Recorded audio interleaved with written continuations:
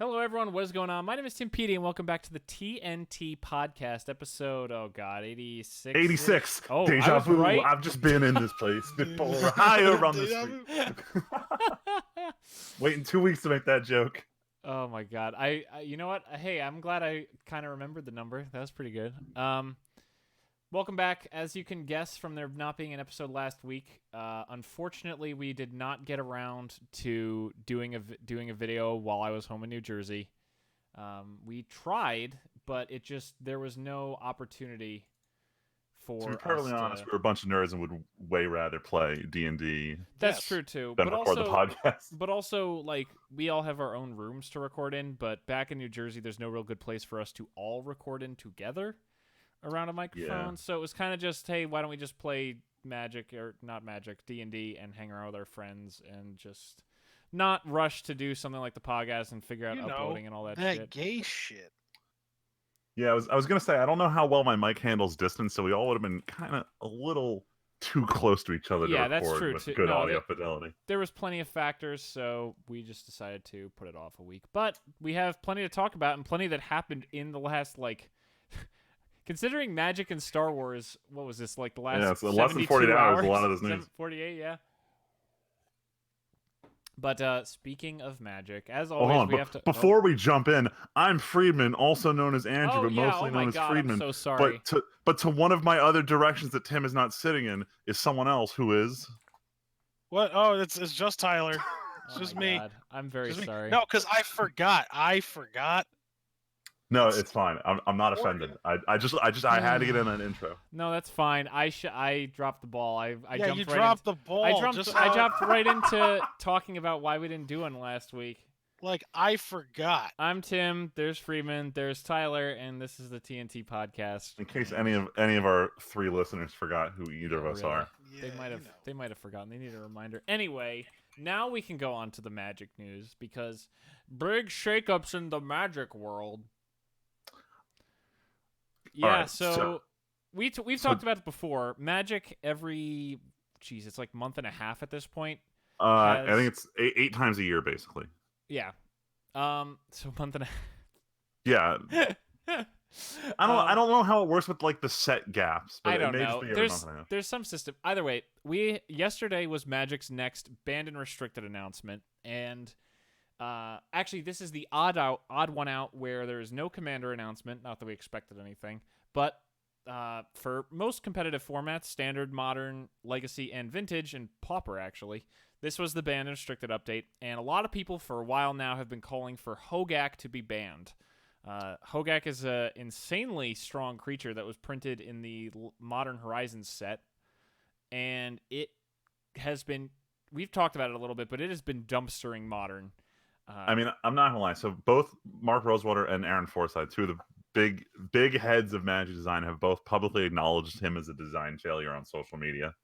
Yeah, so this was like everyone saw this coming. It was a question of when, not if, for Hogak. The other thing was a few months ago we talked about how Bridge from Below was banned in Modern, and that was an attempt to curb Hogak's power. But lo and behold, all it did was take away Hogak's combo win, whereas the actual punch you in the face with an 8/8 trample on turn 3 was still just as good. Yeah. So I remember watching all the statistics threads after the ban saying, like, yeah, the ban was bad, but like, this is still the most busted deck in Modern. It just can't kill you on turn 2, but it's still going to have lethal on board on turn 2, potentially. Yeah. So Wizards finally dropped the ban hammer and hit Hogak directly. Hogak, the Risen Necropolis, is now banned after only being in Modern for 2 months since Modern Horizons came out. Yeah, 75 days in Modern. But he's such a good card. I mean, I hope. Apparently, he's been seeing some Legacy play, and I know he's honestly still pretty cool in Commander, even like an 8/8 trample. Yeah, he's pretty interesting. So I'm glad that he'll at least live on because he's a cool card. But much to everyone's surprise, there was a lot more we found out. A lot more changes.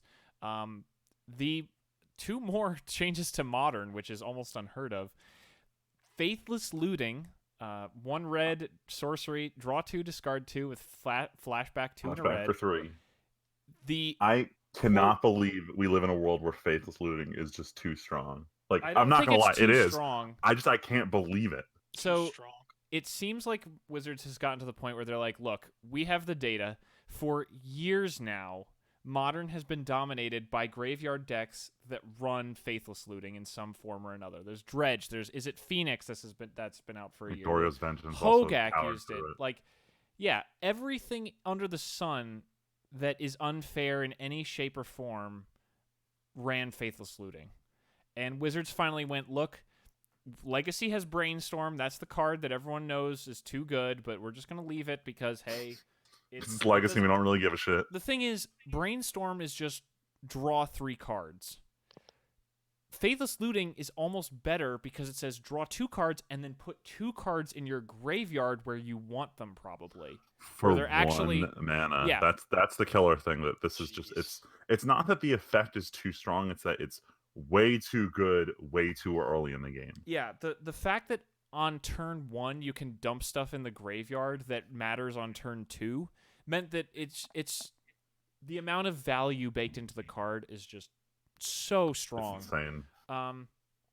I did actually see a comment, Freeman, from someone who did dredge testing after the ban with I briefly read through the Inquiry. stats with it, yeah. And Burning Inquiry seems like it might do good in dredge, but the thing is, so Burning Inquiry is a card that says each player draws 3 cards and discards 3 cards at random. Dredge wants all their cards in the graveyard anyway, so it's better, but most graveyard decks need to pick, which is why Faithless Looting was so good. It said choose what you discard. So regardless, this is a massive change, and Modern is going to be completely shaken up after this. Okay, it's 1 CMC. I was wondering why Cathartic Reunion wasn't a better card, but I didn't realize there's only 1. Also, drawing then discarding is always better, but that's... Yeah, much better, because you essentially hit stuff. I know don't you already know have. that. Yeah. I just, for the people at home, Cathartic Reunion is one that's 1 in a red, 1 generic in a red, and it says, as an additional cost for this card, discard 2 cards, but then draw 3. Draw 3. That's much worse than Faithless Looting because you don't get to see the cards you're going to draw. Because you might end up drawing into something you want to just dump straight. You want it dumped anyway.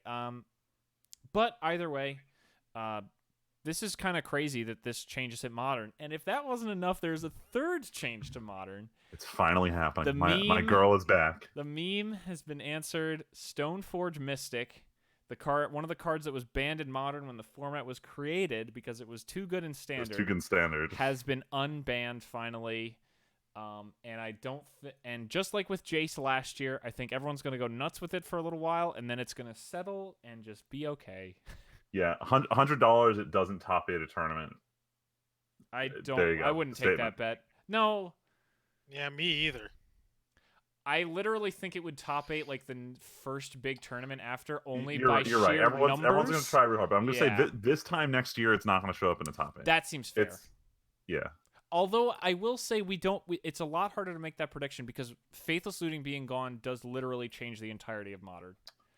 It does. The question is if we're going to just start getting more Tron. regular aggressive shit. It's I mean, Tron. also, yeah, Tron is never going away. The questions are that I don't think they're going to ban Tron, but they're definitely going to ban. So I was listening to the Ancient MTG Stirrings. Goldfish podcast earlier today because they were talking about the ban, and they're like, for the next 2 years, we're probably going to speculate about Ancient Stirrings every time there's a ban restricted announcement. Yeah, that's all we have left that feels super busted right now, even though it's not that busted. No. But yeah, so Modern's huge changes.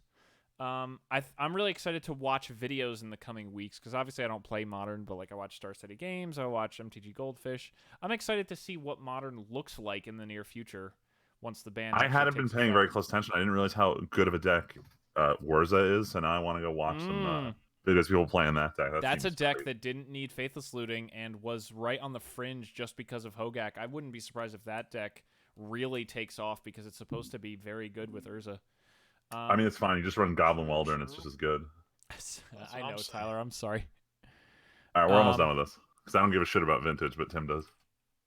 Sorry, I'm talking to Luigi about taxes. Speaking of Vintage, no, I'm just kidding. I'm not going to go into that story just yet. There is a little bit more to this banned and restricted. The meme of all memes in Standard. So yes. way back all right, last great. year, Way back last year, the last standard banning I think we had was 3 cards were banned. Freeman, correct me if I'm wrong, but Emrakul. No, this was this the Emrakul? No. Was this a different one? It was no, Emrakul and Looter Scooter were both banned at the same time. Okay, so what was banned with this card? It was Aetherworks Marvel, Attune with Aether, and then I think... And this? Yeah, so do you mind if I give a little bit more of a story of what happened with this card? So at the time, this was, I think Amonkhet had just come out. Yes. No, it's Ixalan, because this is an Ixalan card.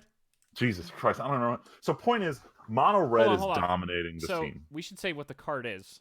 Yeah, so the Standard has had a card unbanned, which is, I don't know if it's ever happened before. No, it's never happened Rampaging Ferocidon, which is only going to be in Standard for 1 month because it is from Ixalan, like I said. It is a 3/3 dinosaur for 2 and a red with Menace. Players can't gain life, and whenever any creature enters the battlefield, its controller loses or takes 1 damage. So now you can tell the story of why this will happen. Yeah. So what happened at the time was Mono Red was really fucking good, and the problem was the card that made that deck really good was Hazoret the Feverent, like the face card of the set. Fervent. Whatever. You said Feverent, which isn't a word. Hazoret the Pervert, whatever the fuck it says on that Egyptian text version. Anyway, point is, they didn't want to ban a face card. They just did this with Emrakul, and they got a lot of negative reaction to that. And they just had to delete something from that deck. The first thing they went after was, I forget what it was that red tap land you could sack it to deal 2 damage. Oh, Ramunap Ruins. They got rid of Ramunap Ruins, and they're like, we need to get rid of something else, something that's, making red too good. And they're like, all right, you know what? Life gain really counters red. Let's get rid of this instead of the actual problem card. Let's get rid of this so life gain is back on the menu for. Now that said, Hazoret rotated, and they didn't unban Ferocidon at the time. And for the longest time, the biggest joke was Ferocidon's paying for Hazoret's sins. And now with M20 releasing, Dinosaurs is actually pretty good in Standard. So this is them saying, forget it. If this makes Dinos really good, it's only a month. Go ahead. Yeah. Go have this toy to play with. And I like that. M20 clearly also tried to make vampires and dinos really good while they have their 1.5 months in the sun. And I wouldn't be surprised if part of this is hey, why don't we just, who cares if we feed them at this point? So let's just let people play with this card that, I don't know. Definitely. Why not? Morrow had his State of the Design article today, and one of the things he talked about was the success of M20 was they really upped how much they wanted to put in these key cards that boost strategies that weren't really competitive during their time in the sun of Standard. So that's why you saw a lot of Vampires and Dinosaurs this set, and it did exactly what they wanted. These are actually fun decks to play. But like Morrow said, they can afford to be a little more crazy with the power level and how well they synergize, because worst case scenario, they're only in Standard for 3 months, and the rotation solves the problem itself. Yep. And then, actually, as a side note, I was watching a video where that new Sorin was in a Vampire deck on Arena. I did not realize. I'm pretty sure the voice actor for that Sorin is the same guy Crispin who did Freeman. Yeah, did Alucard for. Yeah, I recognize that voice anywhere. That was really cool. I told Val. But there's a very quick one more change we're going to talk about. I haven't watched much Vintage in a while now. Because the one guy I watched, I just fell out of watching him. But Vintage actually had 5 cards change, which is almost unheard of. But considering the last year has shaken up Vintage more than almost any other in history, kind of makes sense. Karn the Great Creator, new Planeswalker, was restricted. Mystic Forge was restricted because those 2 cards apparently made shops literally almost unbeatable. Not literally, but pretty close to made shops even more oppressive than it is. Mental Misstep, the card that you run because your opponents are running Mental Missteps for Ancestral Recall. That was restricted, which is probably going to be nice for Vintage players.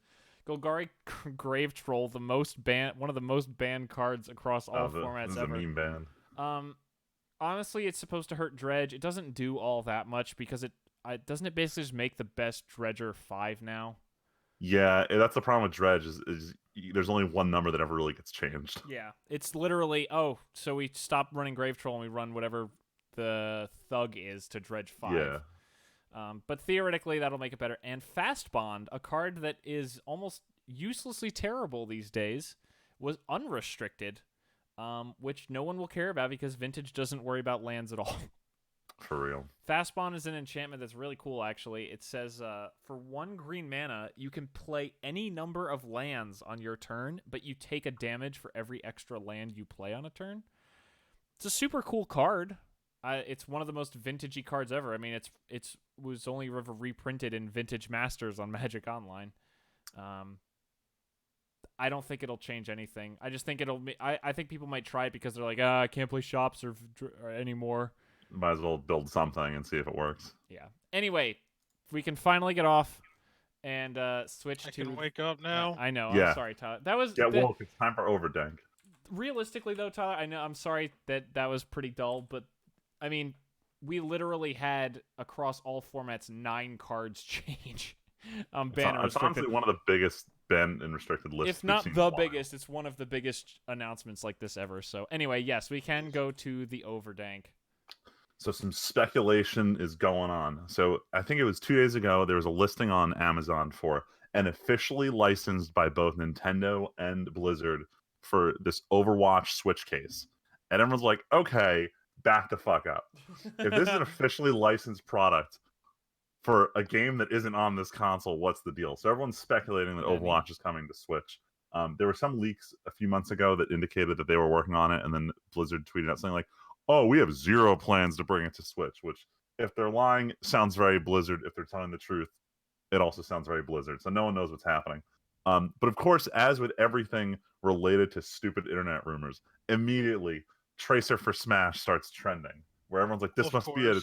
Tracer's going to be in Smash Bros. There's no other way. It's the only reason. Jesus.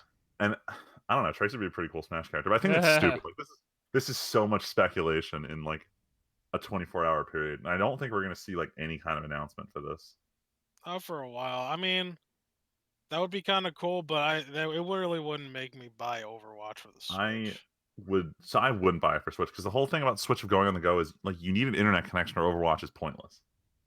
And I don't always have an internet connection. That said, I wouldn't be surprised if this was a decision from Activision, just because of how big the Switch is growing. Yeah. And the fact that Blizzard, except for like WoW Classic and I think the Warcraft 3 remaster, they don't have any real major releases this year, so they need something.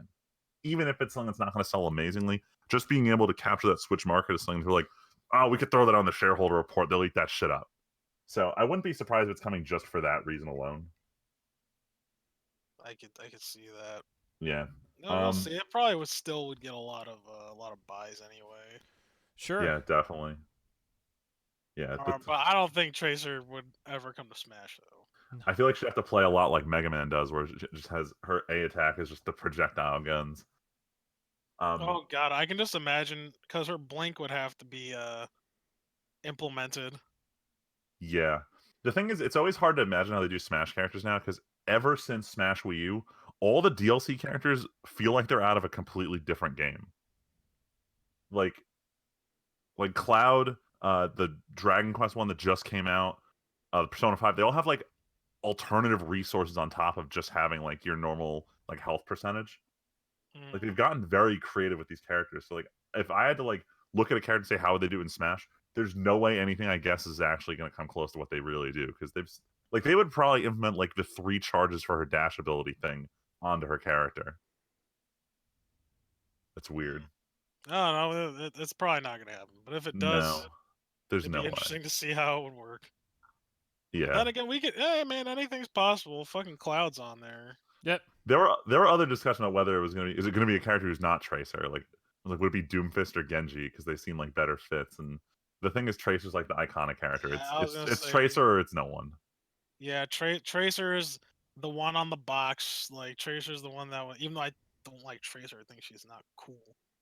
Imagine if Nintendo came out and said, in our first collaboration with Square Enix, we're bringing what's his name, the main character from Squall from Final Fantasy VIII to Smash. Oh my god! I would uninstall so fast. Quick, hurry, uninstall. Also, we can move on from this topic. Yeah, there's not that much more. Real quick before we leave Overwatch, it looks like Roll Q is being really well received. They are getting a little bit of backlash because they had announced they're doing a 2-week beta comp season, and a lot of people were just throwing because fuck it, it's beta. And then Blizzard is like, well, we're not like throwing out your rank after this beta. It's just to test it. Like if you throw, you throw, and everyone's like, what? I didn't know that I'd be punished for throwing. What? I'm a retard. Oh my god. Yeah, all the trolls are getting punished and they're getting butthurt, but fuck them. That was stupidity. Yeah. I was anyway, just let's get out of piggyback. Overwatch. I was gonna piggyback real quick off of your Final Fantasy VIII comment. We don't have this jotted down here, but as a quick note, for anyone who's interested in playing a more dressed up version of Final Fantasy VIII, oh yeah, it's coming out real soon. Wait, how soon is it? Like, I think it's the end of this week soon, actually. Oh man, I didn't hate Final Fantasy VIII, so I'd consider getting this one on Switch just so I have it mobile. Oh no, September 3rd, so next week? Yes. Yeah, next week. So next Tuesday. So unfortunately I'm gonna have another. It's not even a J action RPG. Astral Chain. Astral Chain. Yeah. Also come out this week. We'll get to that later. Tell me why I'm getting like lewd statues of Tifa when I look up Final Fantasy VIII Remaster release date. Oh, so there's this news article that's going around. Again, this is also not in our show notes, but Google straight up sent me a notification about this. But one of the prominent character model artists for League of Legends did a render of Tifa the other day, and the internet's shitting their pants because she looks super duper waifu, and they're like, "Why isn't this the model for FF7R?" Oh please! Even though there's no way you could get away with something that unrealistic in a game where they're trying to do this more realistic, semi-realistic style. I like about Tifa's style. I don't hate that they had to change it. It makes a lot more sense as like the character who she is, in my opinion. And I think we went over this before. We did talk about it when they first showed it off. Whatever. I don't know. Phil sweating neckbeard is gonna be sweating neckbeards. Look, my only request for something that they absolutely must leave into Final Fantasy VII is they need to censor all the shit Barrett says. Like, I absolutely need that. Like, I don't care. Like, even if it's just he's dropping F-bombs left and right, just censor it for comedic effect, please. Censor, that's all yes. I want. I agree. And if I throw on the subs, it should be the same exact like symbols and everything. Oh, the same jumble of characters to cover up the words. Yes. Like that would. I know that's not what they're gonna do. They're gonna change his lines, but whatever. Another thing that came out of Final Fantasy VII this week was a trailer came out and everyone kind of misinterpreted what was going on, and everyone's like, "Why is Midgar really sunny and bright looking in this trailer?" And everyone's like, "Oh no, they're ruining the aesthetic." But then they showed off that there's a propaganda film at some point in the game where they try and make Midgar look like this bright and happy place. So I like that this is adding onto the aesthetic of this like dystopian future world. So that was a story that turned around real fast. Damn. Yeah, stuff like that is pretty cool. All right, we can go on. Yeah, let's get on to some disappointment here. Followed by a ray of hope. So damn rave. I mean, you're not wrong. So y'all saw this, right? So you saw the Star Wars. Didn't. Yeah. You didn't. Nope. I'm not surprised. I figured intentional. Ladies and gentlemen, we're talking about the much anticipated.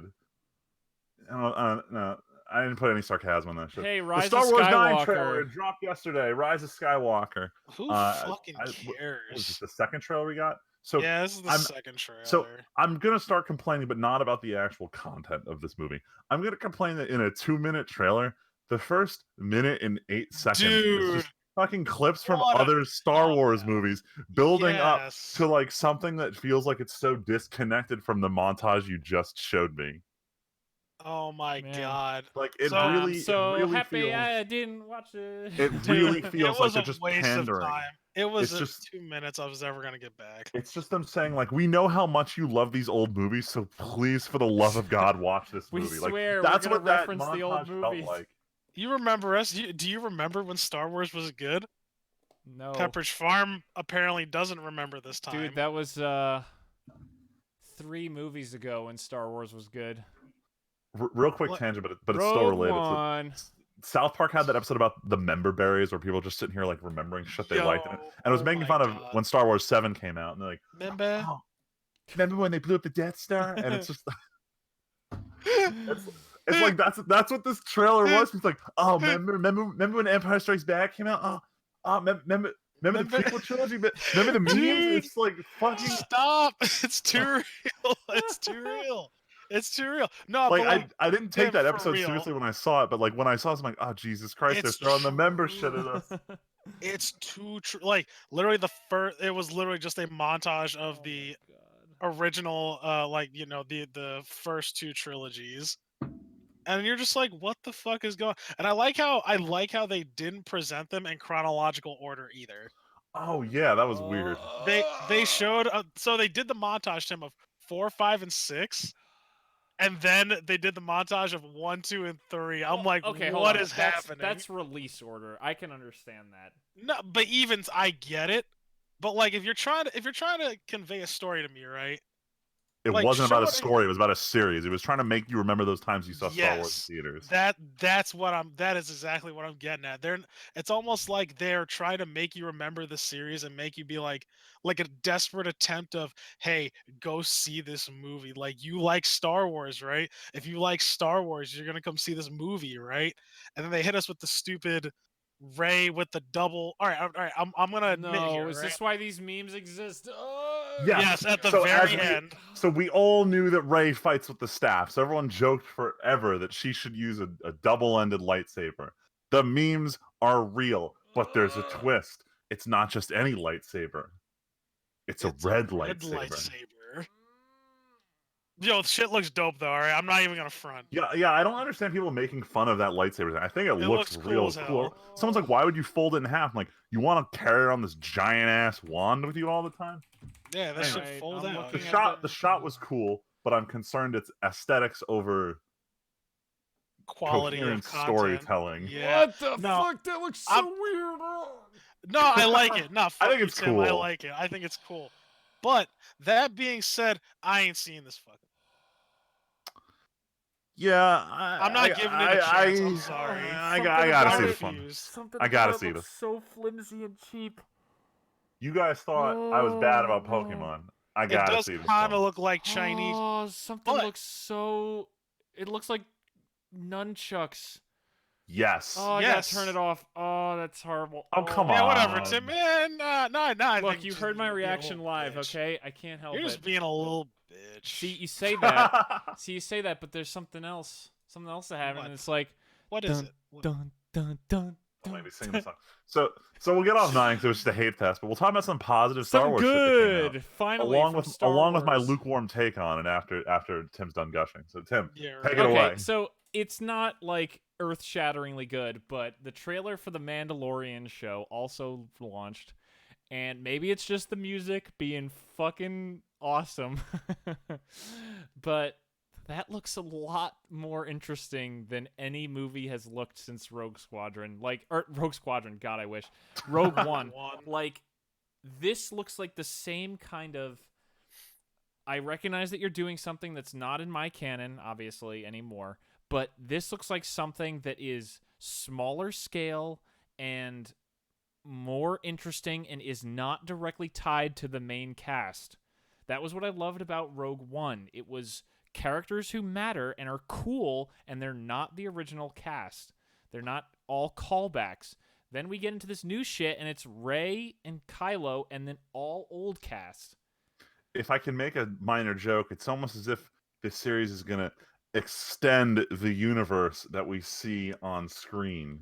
Look, hence why you enjoy these things. All I need to see was the fact that he dragged that guy through the door and cut him in half. Dude, and he shoots the door and he gets cut in half. That was probably the coolest thing that would sell me normally, but I'm going to tell you why I don't care as much about this show.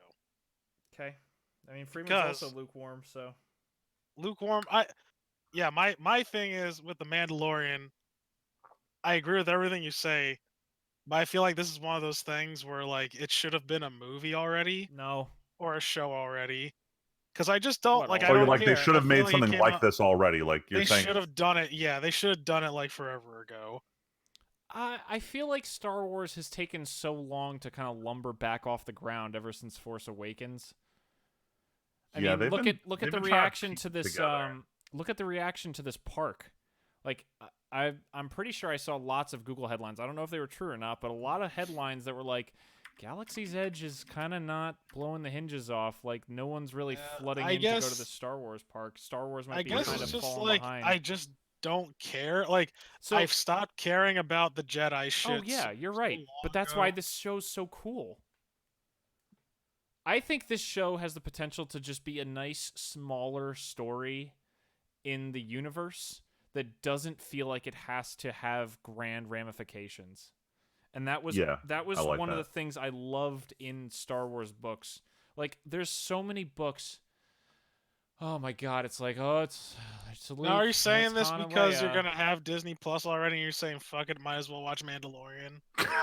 No, I think while the biggest draw is still gonna be the Loki show and the Marvel stuff, I think that I am reasonably excited to watch The Mandalorian. I'm excited for something set in Star reaction than I thought you'd give. It's something set in the Star Wars universe that part of me still loves, and it doesn't have to rub in my face how wrong it is. Does it make sense in that context why I might be more into this show? Yeah. Yeah, I figured that, but I thought you this were isn't just episode 7 and 8, no, especially cheese gratering my face. I am mostly done. Because a lot of it is this grand scale shit that just contradicts horribly. But a show about a guy in armor and a robot that I recognize. I wish it wasn't that robot though. Why? I wish it was someone else. Because they're literally, I feel like they're just doing that for the Boba Fett dick riders. You're not wrong, but they need some hook. Like, they need something. Don't care. I feel like the Mandalorian. I feel like the Mandalorian is such a generic, easy line. Right. No, I get what you're saying, right? Like, cause what do you call the show? Bounty Hunter? That's just no, so much more I'm saying someone else aside from, a bounty hunter, right? And this probably isn't even Boba Fett. I feel like they're trying to. I don't think. Because they don't even say his name. They just say they're not call gonna him Bounty Hunter. So I was telling Tim, until we get a name, we're just gonna call this guy Bubba Fett in the meantime. No, I don't think he should be Boba Fett. I think reintroducing actual Mandalorians isn't a horrible idea. Because they've never established. Damn, what happened to you, Tim? You used to be hard. Tyler, you used to be out here shooting new Star Wars content down. Were you listening 30 seconds ago when I almost threw up into my microphone because of Rey's that was lightsaber? Different. No, you already had written that off. Oh my! I'm talking everything. Tyler, I literally just said this is the first thing since Rogue One that I've been interested in. And then you're like, oh man, Mandalorian don't look that bad. Dude, it's that music. It's that fucking music. It's so good. That low key. Oh Tim, my god. All right, nigga, that's fine. Look, all right. Here's the long and short of it. It's coming out in November. I'm gonna have to get Disney Plus. When I get Disney Plus, I'll watch the first one, and maybe it'll be terrible. I don't think I'll watch another trailer of The Mandalorian. I don't want to. I don't want to know what's going on. All I want to know is it's a bounty hunter doing stuff. There's IG-88 and some guy, one of the actors I recognize. I can't remember his name. So the magic thing about trailers for TV shows is they generally won't spoil the end of the first season, only the first 2 to 3 episodes. That's great, but I still don't want to watch trailers. It's a thing. Like, I've talked about this before. I mean, I feel like shows are definitely anymore. Like, Disney movie trailers suck, but I feel like show trailers don't have anywhere near as much as the problems the movie trailers have, like modern movie trailers. Yeah, where they reveal but it's basically the entire story. You're not wrong, but it's just easy to have a policy of don't watch trailers after like the first one.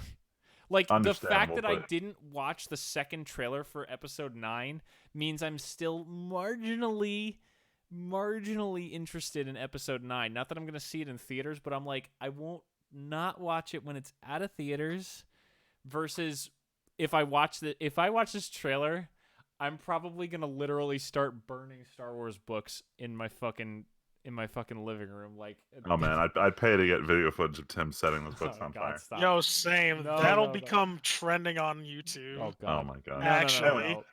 But seriously, like that first trailer for episode 9 wasn't horrible. So like, why would I poison the well by watching this? Where I saw that lightsaber. Oh come on. What? That was the best part of the trailer for me. Yeah, I like the lightsaber. Then even dude. better whether that I don't watch the fucking thing. I mean, I'm putting my foot down on this. I'm not supporting.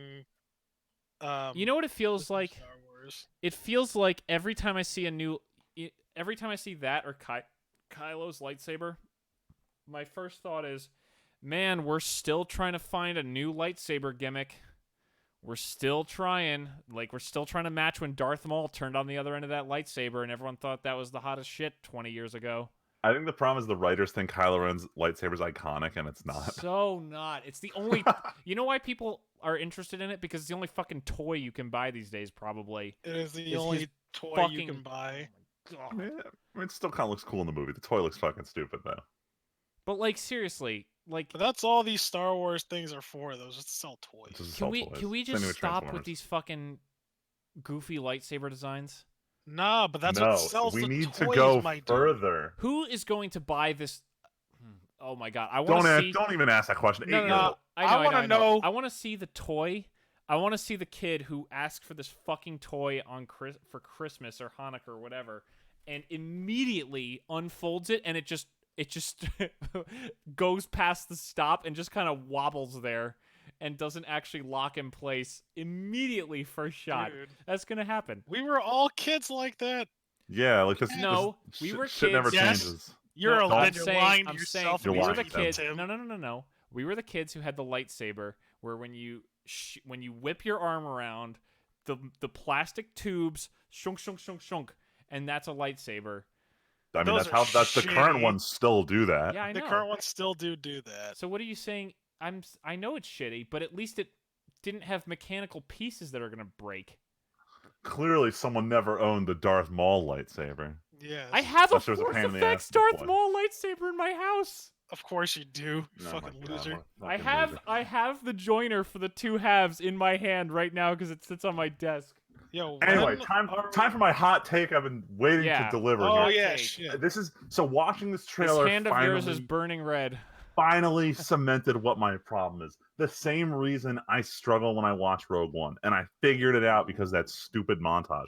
So, original trilogy is shot with 1970s technology, and it makes everything in this ruined galaxy look more decrepit and ruined. When the prequel trilogy came out, we had nice fancy graphics for the time, and everything looks nice and shiny. But now we have the newest trilogy with the newest film technology, but they're trying to show the decrepit look of like post Empire or whatever, and that is bothering me. Like, I see the same set pieces that I saw in like 4 through 6, but with better camera technology, and to me personally it's weird, and that's what's been bothering me so much. I couldn't put my finger on it before watching this trailer, and I realize this is 100% a me problem and no one else experiences this, but it's really bothering me. Well, I don't disagree with you. At D23, they actually gave a timeline. This Mandalorian takes place just after Return of the Jedi. Oh shit! This takes place way before any of the new trilogy. Like this. Yeah, but it's still like a post episode 3 world is what I'm talking about. You mean episode 6?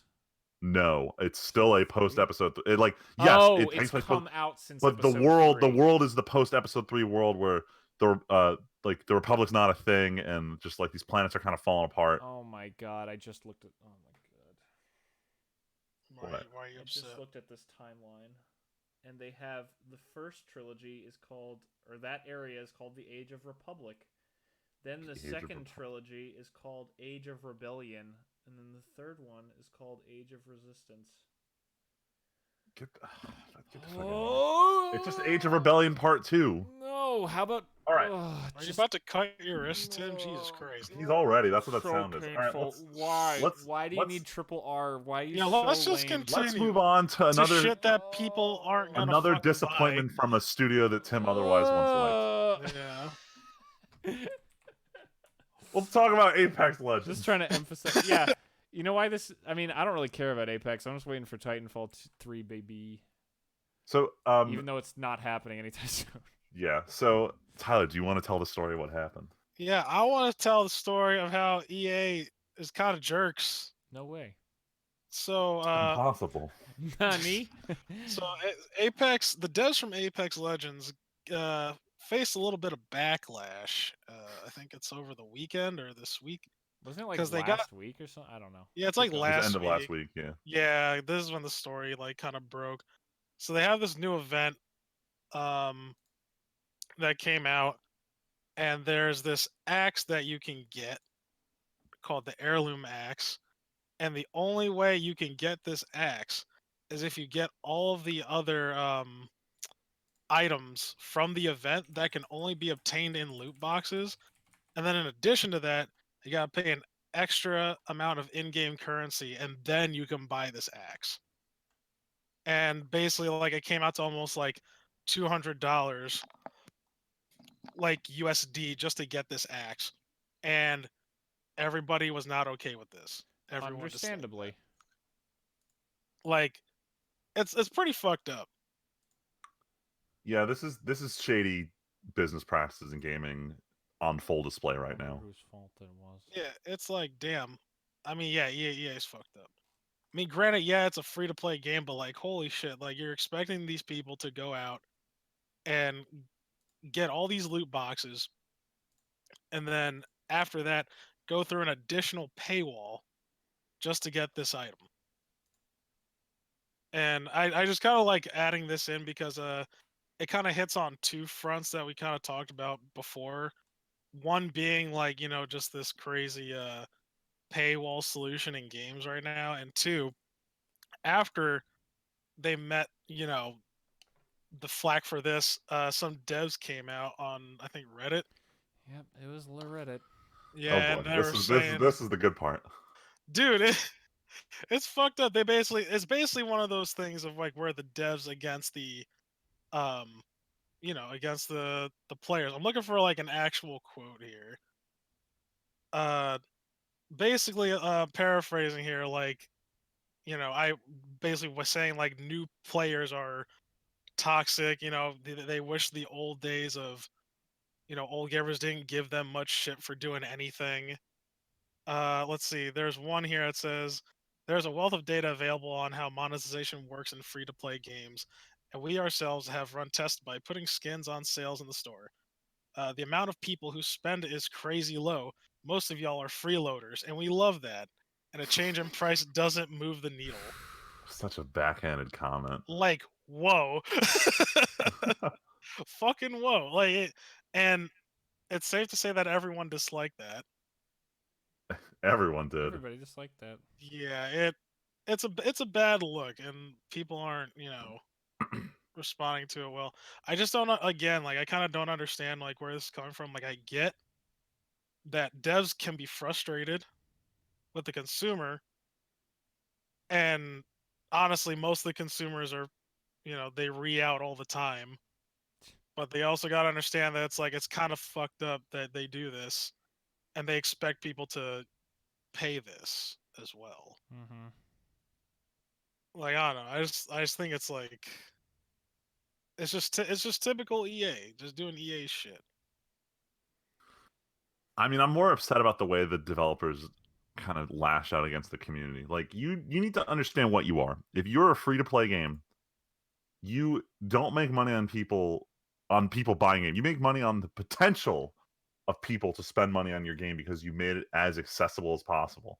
And they're bitching about that. That gets me annoyed. Yeah, and like and I'd, also, I'd understand if you were yelling at people who pirated your game, but you're yelling at people who are playing your game free, a model that you chose and went out with. And this isn't like a recent choice. Apex has been out for what, like 6 months now? yeah, it's been out for quite a bit now. Well, quite a Enough. bit as in being like it's been out for at least 2 quarters now. They're Yeah. going into their second season, I think, for their ranked shit. Yeah. So yeah, It's now a mature game. they're also comparing two different animals, right? Like they're comparing um an audience who plays games now who is, I you guys would agree, a lot different than when we used to play games when we were in middle school, high school. Yeah, definitely. Yeah. And it's like, you got like you don't just have like, I was explaining this to people the other day, like playing games now isn't a niche anymore. Nope. Right? It's not just a niche hobby. It's something that everybody's doing. And now that more people are playing it, and the times have changed, the audience has changed, and the dynamics have changed. It's not just like a nerd fest, like Bobby down the street who is usually playing soccer is playing Apex Legends now. I remember there was a news article that they were concerned that NBA players weren't interacting with their teammates enough because they were just playing Fortnite on all of the travel buses all the time. Oh yeah, I do remember that. Yeah, they were upset. But that's it though. Like it's not just branching out into a niche thing. Like everybody's playing games now. So I'll say it now instead of the weep shit. So one of the big hot topics in the anime community right now is that everyone put out a video about Demon Slayer this weekend because it's the new hotness. But it kind of broke into mainstream after episode 19. Like Ninja tweeted out that this is his favorite anime of all time, and I got a bunch of people who don't give a shit about anime to start playing it. And we're starting to see this is beyond just games. This is all nerd shit is now breaking into mainstream because just everyone does it. It's just a hobby. It's not some like niche obsession like it was when. Like it never really was. And now I'm gonna start talking about WoW real quick. But I remember it was in high school. I was talking to a bunch of guys who I never thought would be into gaming, and they were all just like hopelessly addicted to WoW. And it was weird thinking that just people you didn't expect to play games, and it's even more common now. Now, we can actually segue into the next topic with that. Wow! Oh, thank God! All right, cool. I wasn't intending to because I thought WoW was way lower in here, but wow, let's talk about WoW. Yeah, let's talk about when games were different, right? Like games were different when WoW came out 15 years ago, and it's in celebration of its 15 years, Blizzard has released WoW Classic, where they bring back everything from the original servers, like everything, like down to like I don't know, the finest of details that they have saved. I think the graphics are like slightly improved, but other than that, everything is exactly as it was at launch. Yeah, and everyone's so I have a bunch of coworkers that always play games, and one was bugging about like these queue times are ridiculous. When am I going to play? And I'm like, you're trying to play a Blizzard game at launch? Great fucking joke. Just give it a week and try it out. For real, my buddies Aiden started playing, and was it another coworker of mine? They only got to level 10, I think. And that's it. Well, apparently there's the queue time. Like Freeman said, the queue times are like there were Reddit posts like crazy, but one guy describing like, yeah, I'm behind 20,000 people, and he stayed up for 9 hours, and he still had 6,000 more people ahead of him. So there were queue times for this crazy stuff. Also, apparently, like subscribing, like actual like subscribe for WoW went up too. Well, I mean, you have to be a WoW subscriber to get WoW Classics. That's why this is happening. So all the people who haven't paid in 15 years come roaring up back off I think servers. I think it's honestly crazy. I kind of wish we got Luigi in here to get his take, because I know he's not planning on playing. So I mean, I can already tell you what before. Yeah, he's not gonna play. He didn't say he was interested at all. But I still wanted to get Aiden in here. Well, no, because we've heard from both of them honestly. Like Luigi... I think we should wait a week or two to ask Aiden, because I know he's going to come to the conclusion I already know. Because my social media feeds are already filled with articles about how players are discovering how frustrating WoW Classic is, especially like zones that got redesigned shortly after launch to be less frustrating. They fucking hate it right now. And guess what? It's never going to get any better, because that's how WoW Classic Or like the thing, like I read a comment that was like, yeah, people forget how now if you go on a quest at the same time as someone else and you like assist in killing one of the creatures you need to kill or something, you will also get credit for killing it even if you don't land the killing blow. But in original WoW, you're fighting over kills. Kill it or you don't. And like but then you see on Reddit like all the images of people in line in game for like queuing up in game already in the fucking world. It's Final Fantasy 14 all over again. Dude, it's crazy. It's crazy that all these people want to relive like what was 15 years ago. Yeah. But I also get that. I get it. Like, if I could just have a day to queue up with people in like a classic Halo 2 server, I probably would. But only for like a day though. right? It probably wouldn't be like a constant thing, but like every so often, I'd be like, oh, this would be kind of fun to like just to do, just to like get the nostalgia points in, and then I'd be like, oh, whatever. Because like I don't know, things have moved on. Mm-hmm. I don't know. People seem to be enjoying it. Honestly, I think this hype's only gonna last like a week or two. That seems reasonable. We'll have to find out. Yeah, we'll get Luigi and Aiden's hot takes because one will not be playing it, but I'm sure is affecting his WoW life. Oh yeah, I I feel like he's saw- definitely got people dropping out of raids just to try it out. I saw a lot of Yeah. posts that were people like, "Hey, like everyone's going into classic, so it's weirdly abandoned in the main in the main game." Yeah. Yeah, no, we can move on from that because like we're not big WoW players. Yeah, so we're not like, the wowie boys. Yeah. We're not wowists. I guess this is sorry, just a bunch of quick shots. Yeah, so quick ones. These first two are mine. Last one is, I believe, is Tyler's, but I'll say them real quick. Astral Chain comes out. I don't know, it's Thursday afternoon or Friday. My Amazon tells me it's coming on Friday. But reviews are already out, and pretty much everything is in the 8 to 9.5 Yeah, range. I saw so that. I'm expecting a fun experience that will keep me distracted for up to a week. We'll see. I don't know how long the game is, but again, I've kept my trailer watching to a minimum because a ton of the trailers have been showing up story content, and I just want to go in blind. I just wanted to see gameplay shit, and the gameplay already looks great. So I'm super hyped. I'll give my initial review next Tuesday. Yeah, I wanna try it out. I don't know if I want to buy it day one. I really want it though. So I'm buying the cartridge. So I don't. If you can hold out a bit, I might be able to lend it to you if I actually beat it super fast. Well, I want to see. Like, I do want to see it. Yeah. I want. So what you're I don't saying know, is you're maybe. gonna buy it. I might. Well, I don't know. I'm gonna watch some gameplay. Maybe. Oh man, too bad we don't Blockbuster to rent it out anymore. Those were the days.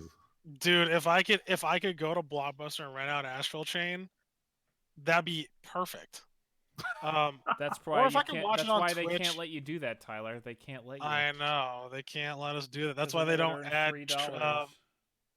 right, and they don't allow was it demos anymore online, basically. So I don't know. I might get, or I might just watch it on Twitch, or you know, Watch some see day one Freeman streams. play, and then like, oh, if I like it, then or if I don't like it enough, I'll just wait for you to Finish it and let it to you. Yeah. Yeah, definitely. Second thing on here, I don't know if I'm gonna have time to play it given the Astral Chain is coming out. But last week, while I was busy with everything in the fucking universe, Life is Strange 2 episode 4 dropped, and I'd actually unsubscribed from the subreddit because I didn't want. I'm constantly behind on these chapters by like a week or two, so I keep unsubscribing from the subreddit so I don't get spoilers. And because I unsubscribed, I didn't get any alerts about the game coming out. You've also been constantly saying ever since this new season started, like, this new season is not very good. So this new season's not very good. Yeah. And when season 2 episode 4 dropped, a lot of people who really like Life is Strange are coming out and saying like everything I like about this, like season 1, absolutely none of that is present in this episode. So it's making me really concerned about playing this episode. But I already paid for it. I was gonna say you already bought the full game, so because I had no choice. Scummy Square Enix pulled this shit, and now we're like, this is why. Because some people wouldn't have played episode 4 and 5 because they don't like this. Because ever since 3, it seems like people have been pretty decidedly 2 kind of sucks. Yeah, I'm really concerned this is just going to be the end of Don't Nod. I'm curious about how it ends, though. I'm going to play it. I already bought it, and I want to know the ending because I'm 60% of the way through the story. I've already invested like 14 hours into this. Like I want to know. I want to know what the deal is. Like, what the fuck is going on in this season? But I'm not happy about it. Tyler, tell me something you're happy about. Well, Cyberpunk. Yeah, I know. I'm kind of eating dinner. I thought you I just was like, oh disconnected. shit. I got to be put on the spot. I know I fucked up. But I'm very happy that the 30th of August, this Friday, we get a Cyberpunk stream for a whole 15 minutes. 15 minutes? They're gonna be great. 15 minutes of gameplay. 2 p.m. Eastern Standard Time. Be there or be a bitch. Tyler, I'm gonna ask you right now to shoot me a text beforehand in case I don't get like a notification or anything, because I'm probably gonna be able to watch this live at work. So I'm gonna sneak away. I don't give a shit what I'm doing Friday. I'm gonna sneak away and find a way to stream this. I really want to see it. Actually, they had a small. Actually, I saw it on Facebook. Believe it or not, I was scrolling through, and it's like, "Hey, we know you like jerking off to Cyberpunk 2077." So it was like one of those like pre-order your game today, and it was like a minute and a half, and like there was like a montage of some gameplay that I hadn't seen before. I was like, I need it. it's like it's dripping into the IV very slowly. Dude, I can't wait. I'm upset that's only 15 minutes. Oh yeah, I think everybody was when they're like, "Oh my god, a live stream gameplay 15 minutes." Why can't they just give us the 6-hour live stream that we wanted? Why can't they just give us the game? Why can't right they do now? the one mission that they did last time? Yeah, right. Like, Yeah, that showed gameplay. If the gameplay's changed that much, just do that mission again. You know what? I would be totally fine with seeing that first mission again. Do a different Because path. they did. Yeah, they Oh my boasted. God. They did boast that it changed a lot. So it's like, yeah, why not see that first mission again? Yeah, show us what that mission actually looks like, and just do a different story route so the story's marginally different, and show all the new gameplay. God, that's so. Oh crazy God, to think. I just thought, what if they show Keanu Reeves? I won't be able to handle myself. They're I gotta definitely make sure going I'm in a to. private place. No. That feels You like say a waste. no. That feels like a Say waste. no. They gotta listen. He's gonna show up at the last 30 Yeah, seconds. the last minute he's gonna. I be would in stake my Wake life the on fuck that. up, samurai. Dude, for real though. No, but what if it's just the same clip again? That's Yo, fine. yeah, I can see that. I can see Seeing it in context would be great. Yeah, seeing it in yeah, exactly. I would totally see them doing that, especially what after context? the reception. We have the context. Well, we do. I need more context. What does that even mean? It means whatever you want it to. Yeah, exactly. Who cares? I want to see Keanu Reeves. That's what I'm also until saying. you have context, then it only means one thing. Well, no, Anyway. apparently, it might not have him because it depends. It comes from the E3 trailer or the E3 demo that was showed off this year, but that obviously wasn't released to the public. Yeah, so it might not have it. It's probably just gonna have. If the Stinger trailer showed Keanu, I feel like the gameplay trailer is the mission that led to the whole sequence we saw. That'd be kind of cool, actually. Oh, solve the riddle. Solve the riddle. We're gonna see the mission that leads to the cutscene we saw. Oh, do we actually get to see how Homeboy gets shot? And why he doesn't live past that other mission? So I guess this wouldn't be the first mission, right? It'd probably be like the second or third mission in. No, it's gotta be like 5-ish. Probably. I don't feel like Jackie dies immediately, you know? No. Like the footage we saw at the the beginning of this year, right? I feel like the footage was it this year or last year? No, already? it was last year. Oh my God. I feel like the footage we saw last year was like mission you're talking about the 45-minute gameplay video, right? Yeah. I feel like that was mission 2 or 3, and I feel like there's like maybe that leads into the mission where Jackie dies. But that was like early but not first to me. Mm-hmm. So, I don't know. We'll have to see. I mean, mission 5 is still going to be like a solid 20 hours into the game. Because as soon as you get in, you can just run off and do whatever the fuck you want. Speaking of samurais. Speaking of samurais, let's get right into the Weeb shit. Very, very little to talk about. So we're in the middle of the season, so no one's got anything to announce. It's just shit that's airing, and that's it. I think we only saw like one trailer this week for something new. It was the basketball anime that I'm excited for. And after seeing the trailer, I'm not excited for it because nothing happened in the trailer. Just a lot of characters talking dramatically at each other, and then one flashback. And then one flashback of a kid dribbling really well. So I'm like, at least the animation's not terrible. But in terms of actual real news, Primare dub trailer dropped 2 weeks ago, and they followed up with a second one this week showing off the full cast. And I looked through the cast list, and all of my favorite West Coast voice actors are in the dub of this movie. So you have, first of all, main character Billy Kametz. I'm not sure if I remember correctly, but he is the the nudist beach dude from Kill la Kill, so he killed it. But Johnny Young Bosch is in this. Crispin Freeman's in it. We have Carrie Walgren, who anyone watch Fooly Cooley recognizes her. We got Steve Bloom in this movie. Mike Pollock, aka Eggman. We got Billy Bob Thornton, who's in fucking everything. We got Matt Mercer in this. Yuri Lowenthal, Simone from Gurren Lagann. Wow. I can't remember what he sounds like. Melissa Fahn, who's a legend on her own. Like all the good voice actors who don't do anime anymore are doing this movie, and I'm really hyped. What a banger cast! So originally I was gonna go see it subtitled, but I'm actually gonna go see it dubbed in theaters now because I love all these voices. I don't blame you. Literally a banger cast. Yeah, I'm hyped for this. So I think they announced September 17th is the dub date, 19th is subtitled date, and I think that's across all theaters that the Fathom event's happening for. Cool. So if anyone's excited, go get your tickets now. This has actual firefighters in it, Tyler, just to build up some hype. But there's also experimental CG anime, and I'm genuinely curious how it looks. The first trailers was kind of iffy. The later trailers and so forth, it's a lot more polished. So I'm gonna give it its fair shake. I just want to see knockoff Kamina beat up knockoff mom from Kill la Kill in a movie in CG. Yeah, that's a summary of that movie. That's basically. Moving on, big shocker, Fire Force opening, which is really, really good. Like everyone loves this opening universally. It's grown on me. Val liked it right away.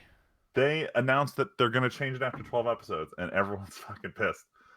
We thought we were finally reaching the era of what Demon Slayer is doing, where you have one opening and you just stick with it for 26. Yeah, I kept waiting for Demon Slayer to start a new one. Yeah, so even with larger shonen, like I don't know, Sword Art Online did 12, but even like I guess Black Clover is the most recent example of successful Shonen Jump anime. Even then, they keep the same opening for 26 episodes and then jump to the next one. But since I think Fire Force is probably only going to be 26 break and then 26, they're probably going to do 2 openings in each grouping. But I'm upset this opening is going to leave us because I've been listening to this one a lot. It's really good. It's very different. It's kind of low key, but it's really good. The guitar style sounds like a lot of the Bleach openings, but the way the verse leads into the chorus is very different for shonen anime, and I really like it. The animation's fucking sick at that battle at the end that they show. Oh yeah. I actually like the ending. I don't know off the top of my head what it sounds like. We have to listen to it when I get a chance. Oh, it's the one where they show it spends the whole time with the sisters. Yeah, with the sister and like. Yeah, that's pretty good. Well, he's trying to remember what it sounds like. No, I know, but I'm trying. Oh, this one, yeah, this one's it's a very funky song. I like it. Since they're changing the opening, would they also change the ending? Usually, I don't think I've ever seen a case where they change the opening but not the ending. Okay, I figured, but since it's not directly part of the thing, I wanted to make sure. Yeah. Usually I know Naruto style for it, and I think Black Clover did it too. Is the opening will be 26, but the endings are 12. And that's the standard shonen formula. But Fire Force is going after the 26 episode series model, just doing 2 openings, 2 endings. So that change will come up in not that long. I think we're on like episode 8 of this season for most of these shows. So like maybe 3-4 weeks we'll start seeing new openings. And the last thing, since there's not actually any real anime news it's worth talking about, I just want to use this time to sell everyone on Dr. Stone. So I don't know why this show's been getting a lot of negative press because people don't like the Crunchyroll advertises shows that they straight up paid for. And I don't understand what this backlash is about. Everyone says they're overhyped. I'm like, if you saw an ad on Crunchyroll, does that really make this show overhyped? Because this show is actually genuinely good. This is remember that meme about the 100% science-based Dragon MMO? This is a 100% science-based Minecraft simulator anime. Is the best way to describe this. It's animation's very good. Characters are all great. Despite being a shonen where it's like a life or death situation, the show is generally very wholesome. The last arc entered the best way to describe this is they're trying to be Bill Nye the Science Guy, but in anime form. Like the last 2 episodes were legitimately just survival science lessons, and I'm really loving this. Like sounds pretty sounds interesting. Like some Voyage of the Mimi shit. It's not. The thing is, this show isn't Mimi. Like it tries to be serious, but at the same time, it also plays up its comedy angles. Like it never takes itself too seriously. Like last episode, if you guys don't mind me spoiling a minor plot line, the main character do you guys know the premise of the show before I say anything? Yeah, humanity's frozen it like all petrified. All of humanity gets turned to stone, and then like 4,000 years later, that a couple of them wake up and they're like, well, we need to rebuild civilization. Yep. And one of them's like, I don't want to just rebuild it. I want all of civilization to catch up to where we were when we got frozen as fast as possible. So his whole goal is just advanced technology.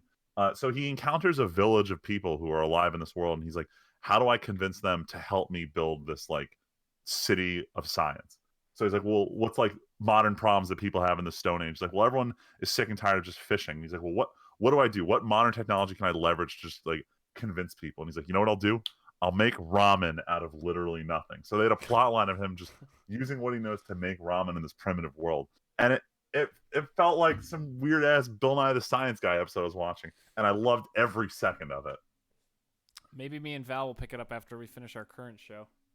Definitely. That we're what, Demon Slayer, or is there a different things we're watching on the side? Non-anime that we picked up on Netflix like 2 days ago. It's very quick. Okay, because I'll get to Demon Slayer is ending in 5 weeks, and the show is going to be I think it's a 26 episode show. So by the time you guys jump in, you have about 12 episodes to watch, and there'll be 12 more coming out. And then it'll also be time for Hero. Yeah, man, Hero and Food Wars, a great 1-2 shonen Two punch. great tastes that go great together. There's a lot of good shit next season. But we'll save that hype for when we know more about those shows, because for this week, that's it for the Weeb shit. Man, we got a nice short podcast this week, but before we finish, we're going to talk about... I don't know why I'm talking like that. Nigga, what are you saying? Are you mocking what I did this week, Tim? No. I'm mocking what I did this week? I don't know. Anyway, how about we just go to our weeks, because we all did a bunch of stuff together, because as previously described, me and Val went home for a nice vacation, which included me proposing, and we're now engaged, which is great. Wow, sound Yay. more less excited, you know? That was the joke. Never mind. It wasn't funny. All right, we're engaged now. God. Fine. It's fine. Congratulations. I did a live stream. Congratulations. I did a live stream this past Saturday to kind of celebrate and play Star Wars a little bit, and it was fun. But yeah, so looking to get married in the next year or so. So hooray! Congrats. Guess who's this loser's I almost said bridal party. I don't know, Tyler. Depending on how the numbers break down, you might. Oh. Hey, I'll go on the other side. I'm still going to that bachelor party though. I know. Which will but yeah, be both of these guys are slated to get groomsmen invites. I have to do an official thing, but on a provisional basis, they've at least not said no, so that's good. Yeah, we can get removed for having controversial Star Wars opinions. Yeah, very true, very true. You know how that goes. I mean, if my brother's at the bachelor party, I'll just be like, Kevin, get rid of... And he'll just be like, oh, okay, and he'll just pick you guys up and carry you out. They're going to have to fight me. He's still mostly got that ranger bod going on, so, Whoa, that's the way you said it is kind of weird. That's your brother, man. I know. It doesn't mean I don't recognize he's got that jacked. Ranger bod. I didn't say. I did not add that lean, noise. That lean Ranger bod. All right. Anyway, real quick, just because you said that. Man, maybe Tyler is really out of the fucking party. Holy shit. The first time Val and Leslie used the term Dorito bod, oh my god. I'm like, is that like the body of someone who eats a lot of Doritos? That was incredible. That was amazing. Freeman, it's impossible to understand because it's just a construct of their minds that doesn't make any sense to guys. No, it's not even just them. No, stop, Tyler. It's don't. Pinterest, bro. It's Pinterest. Well, yeah, so white girls. Okay, anyway. Yeah, why don't we focus on stuff that we actually did? Oh, fine, so fine. Yes, we can... got engaged. That was excellent. In terms of actual media consumed, well, not media, but we consumed some fucking shitty Dave & Buster's food that one time. Yeah. Yo, Dave & Buster's 0 out of 10. We had a hilariously unfortunate happening at a Dave & Buster's that we all went to for dinner on the Monday night we were home. So that was pretty unfortunate. But we did end up saving over $100 by not going to play games afterward. That is true. You know what? I'm just going to come out and say it. I don't recommend anyone going to Dave & Buster's. You know what? Here's why. I've been to at least 3 or 4 different Dave & Buster's throughout my entire life. I not once have had a good experience. So did you always go to the restaurant, or did you just go Did you all other times go play games? Both. I did both, and honestly, both aren't that good. I think the games are overpriced. Like every game is overpriced. Sure, but where else are you gonna do that? No, I agree with Tyler. So, but I don't think it's always been this bad. Like I went a couple times in high school, and then I went like once or twice while we were in college. And when I went back in college, I started noticing all the cool arcade games I liked were going away. Yep. And it was a lot of just play Fruit Ninja in an arcade machine, and it was just like they were always overpriced, but it was like I could like. You felt like you were getting your money's worth before with a cool now it's just game. like now it's like the most value I can get out of Dave & Buster's going to play like Guitar Hero 3. Well, and it's like if that's really games. Like if that's really the greatest value, then I gotta rethink why I'm there. I mean, for honestly, me, the two coolest things at Dave & Buster's have always been the linked racing games and the like big trivia games, because that was a lot of fun there. Which is cool. I mean, I don't know. I would rather, I mean, just because I have the luxury, so that's another thing with me too. I have the privilege of having a few arcades near me. I would rather just go out to eat and then go to an arcade. I mean, maybe we could do that next time. Maybe that's the bachelor party plan. Yeah, I mean, I got a couple arcades. Actually, I'm surprised. I should take you guys to the arcade in Morristown. You should do that. I would do that. Yeah, that'd be really cool. Next time, like when we're home over Christmas, because that's our next trip home. Yes, but yeah, we'll go play arcade. Dave & Buster's though, and like the food, the burger was good. Yeah, me and Tyler were the only ones who weren't cursed with meth food. Yeah, the fries were whatever. Yeah, but the burger was pretty yum. The burger was good, and like that, but that's just been my experience, right? Yeah. And like, also, I've just had shitty service every time. Yeah, I don't think we'd be going back if we. Yeah, I'm never eating at Dave & Buster's again. That's fine. I don't think we'd even. I mean, I might go back to play games like once. Yeah, or I'd twice, go back to the arcade. I'm just never eating. Yeah, at Dave we'll never Buster's eat there again. Don't worry. Don't worry. Val. Yeah. We learned our lesson. Yeah.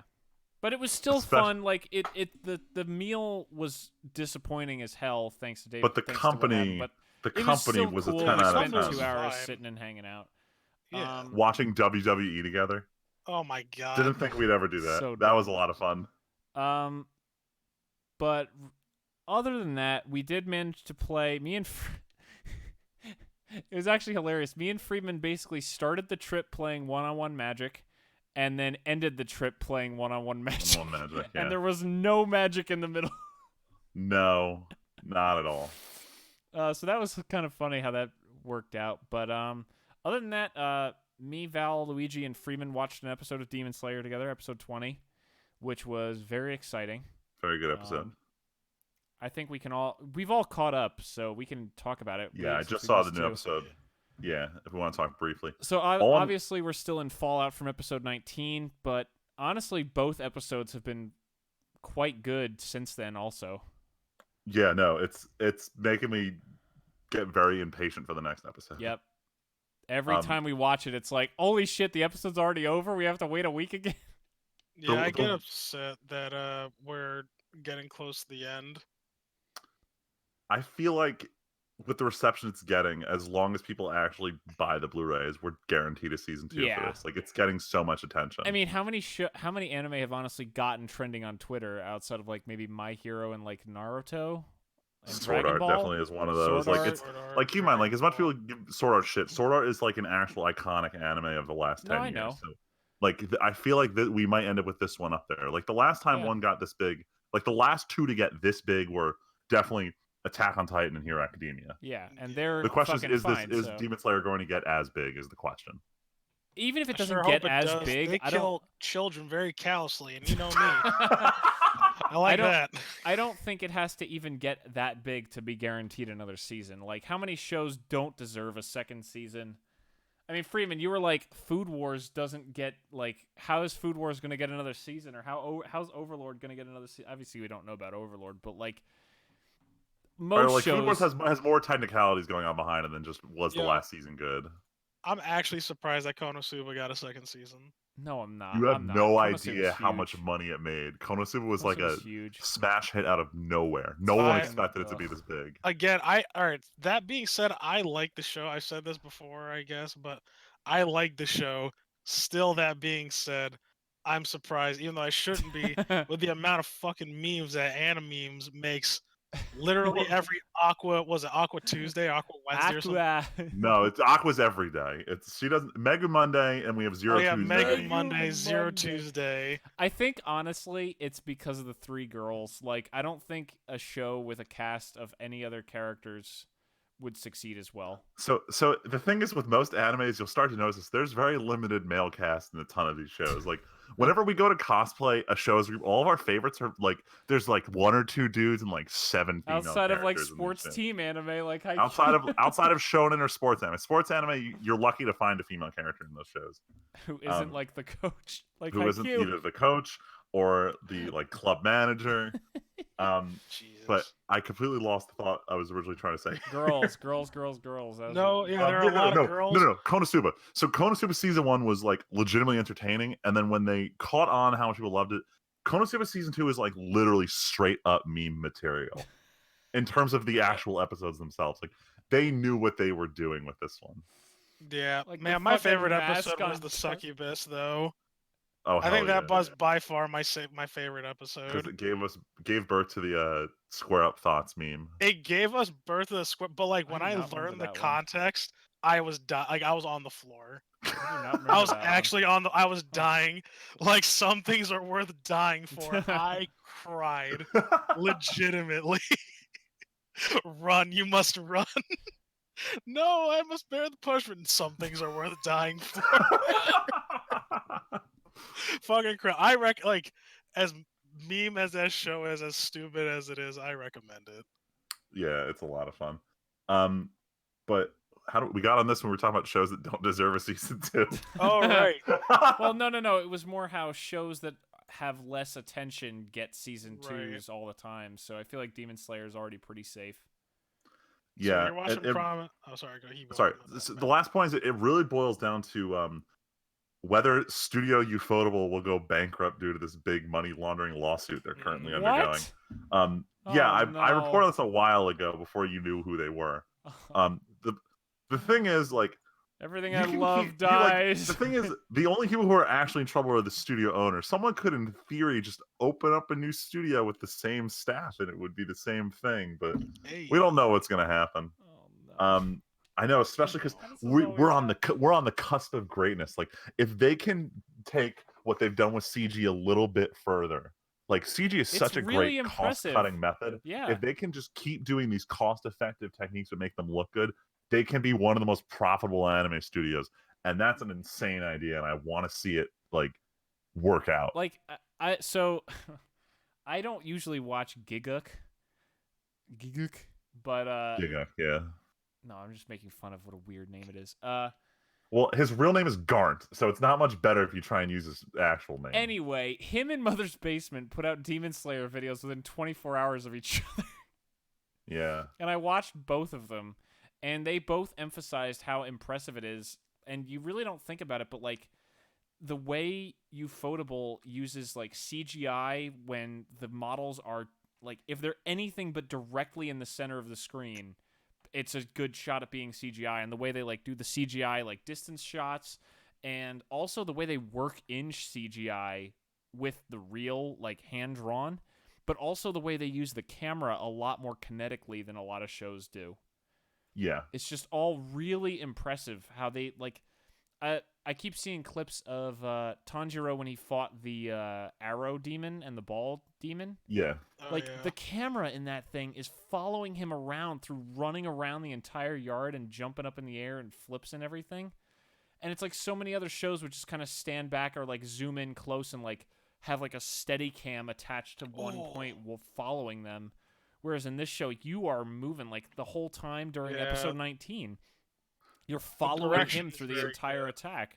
So everyone's going to keep talking about episode 19, so how great it was. But I want to tell you, the scene that actually sold me to even start Demon Slayer in the first place was it's when he's fighting the demon with the drums built into his chest where he can kind of turn the room. Yeah. Oh, yeah. I saw a clip of them turning the room, and I'm like, damn, that's actually really good like camera work for the CG. And that one shot of him like twisting the room 6 times and Tanjiro keeping his balance, that convinced me to start the show in the first place.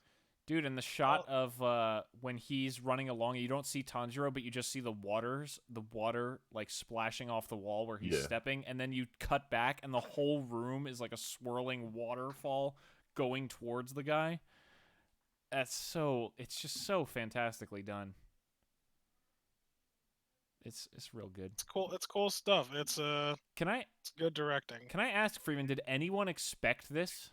Like, I feel like I didn't hear a word about Demon Slayer. No, absolutely not. So this is something I really want to talk about. Every time one of these big episodes comes out, the author like goes on this tweet storm about how insanely impressed she is with what Studio Ufotable did.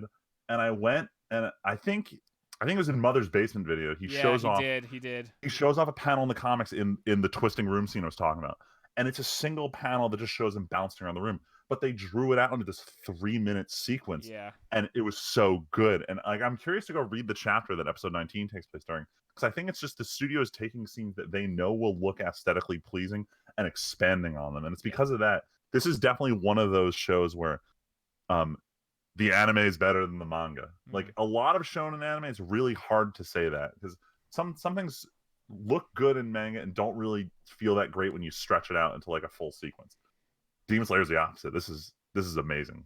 They're really extrapolating well what the art is actually like, what the manga is actually showing. They're adapting to their medium very well. It's what anime should be doing. Yeah. But that being said, speaking of kids dying? Anyway, it's not it for the weeb shit. Yeah, no. Let's talk about. We're already in weeks, but it's mostly weeb shit. Weeks, mostly the weeb shit. Promise anxiety.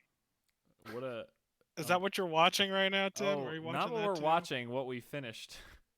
That's right. We in like 3 days watched all of Promised Neverland and sweated the entire time. Yeah, that's what happens. That show is really good and really fucking tense the entire way through.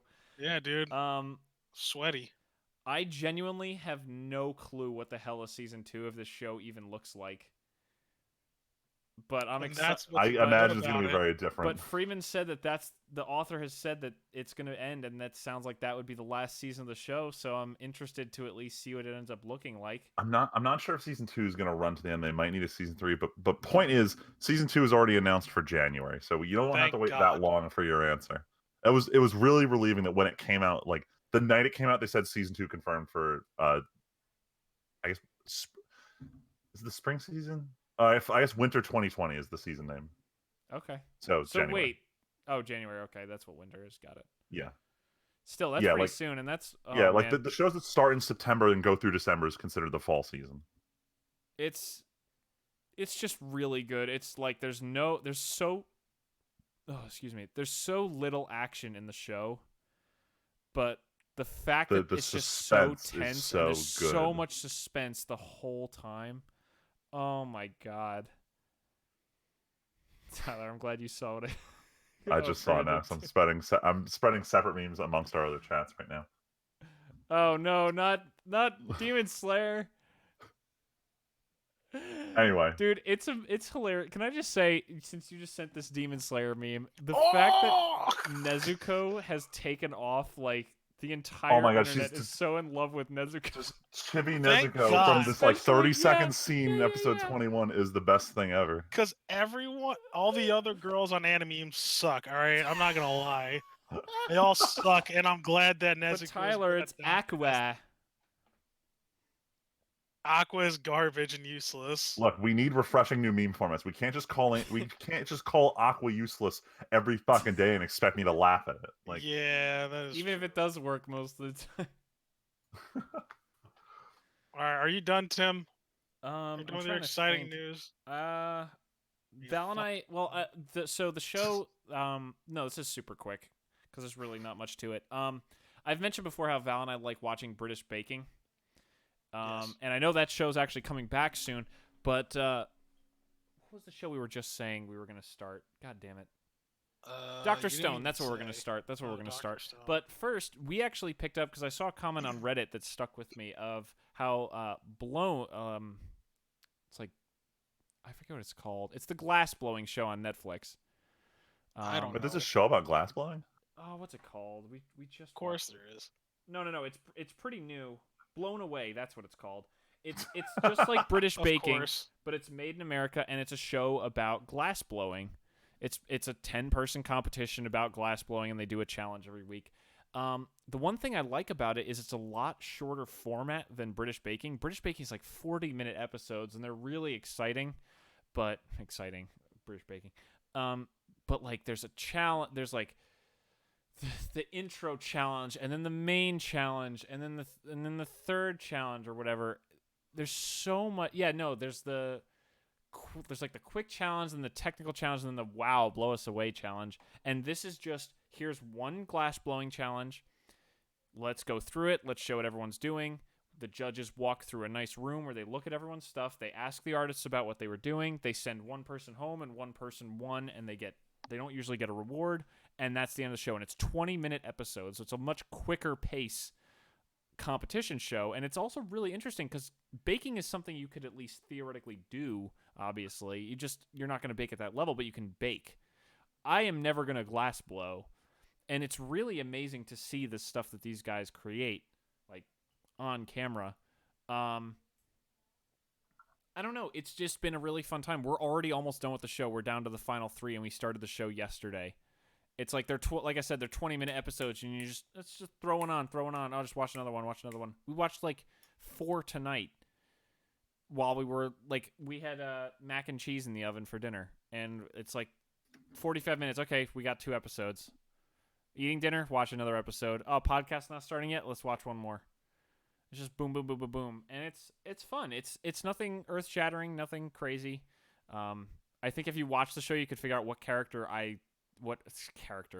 person I'm not a huge fan of, and what person I really like. I've had a guy since like episode 2 who I really want to win, and I've had a person who is very much not a bad person, just the kind of person I would never spend time with ever. Who likes to talk a lot and is also still in the show at the final 3. Oh God. It's pretty easy to figure out, but honestly, it's a fun time if you're interested at all. It's really cool to see all the rolling and everything they do and the blowing, and it's just a nice, if you're interested in a competition show like that. There's not a lot of drama. There's marginal. There's like someone made a slightly mean comment, or someone, my torch died. Can someone give me a torch? Here you go. Like that's all it really is. So. It's just a fun time. It's a nice, easy thing to watch on Netflix, but like I said, we'll probably watch Dr. Stone. Other than that, I have barely played Monster Hunter. I don't know. It feels like ever since I beat the 2 Basil Geese, like I'm grinding levels, and all of a sudden this game feels way less interesting. There's really no goal I'm working towards. Oh, I've been trying to run through all the events before they disappear on Thursday, all the time-sensitive stuff. Oh, I mean, I would do that. Yeah, I need one more run at a particularly hard mission just to get the last item I need. We could do that after this. Yeah. So I've been doing that on the side. Like I'll hop on and do like a mission before I go to sleep. I honestly was grinding out my optionals because I had a lot of special arenas to do because I captured so many monsters over the course of playing. Yeah. So I've just been like, but I haven't been doing events because events piss me off because they don't tell you when you finish them. So I'm always like, oh, I don't get the checkbox for being done, so I'm going to go do optional arena missions because then I get the checkbox that says I finished this mission. Oh, yeah, no. The events give you, they give you separate drops that are used for, particular crafting. No, I know, but also, honestly, it also doesn't help that I'm happy with my armor set. Like, there's not much higher than Valhazak armor, so it's like, why am I grinding? I'm not like Aiden, I'm not collecting every armor set, so... Oh no, I'm collecting 3 right now, just so I have different weapon styles to play. So I've realized that playing the same weapon over and over again was kind of getting a little stale. I'm like, let me change it up, and it's a lot of fun when you rotate here weapons. I am with all 70 hours of my character with the greatsword and nothing else. I mean, I still don't have enough equipment to be effective with other weapons, but I'm working towards it. But yeah, also, honestly, ever since my live stream, I've been playing a little bit of Forces of Corruption, which is a big gasp for everyone listening. I've been playing a little Thrawn's Revenge. I've been grinding away on the same campaign. I'm probably going to live stream it again this Saturday morning because Val's working again. And it was fun to do last Saturday, so maybe I'll continue that or even try to do multiplayer or something. So look out for that coming this Saturday morning again, same time pretty much as last time. Honestly, other than that, I've been rereading some Star Wars books and building a Magic deck because, of course, I am with the new Commander stuff that came out. I haven't built anything, but I'm down to 109 cards, Freeman, on my Rayami deck. Only 9 cuts, always the hardest. It's fucking tough. But Only yeah, 9. Tyler, what are you doing? What have you been doing? What are you doing? Let's see here. Oh, shit! I'm so sorry, Tyler. I What? almost forgot. What, Tim? No, you no, had a half hour. sorry, Got sorry. him. No. What? I'm so sorry. What? It showed up in the mail today. My Godzilla Blu-ray showed up in the mail, Oh. and so I'm gonna show Val Godzilla in the near future. Okay. Wait, did she like the last one though? She actually hadn't seen it. We actually started it on my buddy's Plex account, and then the Blu-ray showed up, so we're gonna finish it on the Blu-ray. But listen, I does put it it have on. Tom Hiddleston in it, Tim? No. Then that means she Stop. don't give a shit about it. She Damn. actually said she hadn't seen any Godzilla movies ever. But I was obviously, Tyler, you saw it. You don't need to know anything about Godzilla to watch this You movie. don't. Like none of the characters are really carryovers except for 2. And there's like nothing else that relate. They just mention the first movie a lot. I'm like, hey, Godzilla and monsters attacked San Francisco. There, you watch the first movie. That's all you. That's really it. So yeah, but yeah, I'm gonna try to get her to finish that maybe on like Friday or something. But anyway, now I am definitely done. I'm sorry, Tyler. Are you Go ahead. sure? Are you sure, Tim? Wait, one more thing. Let me scroll wait, through my one more Netflix feed, see if I. Yeah, maybe you should. Maybe you should. No, go ahead, Tyler. Oh my god. All right, so Oh wait. Yep. I'm kidding. I know. So, what did I? Oh, so I finished reading book 3 of the Dark Tower.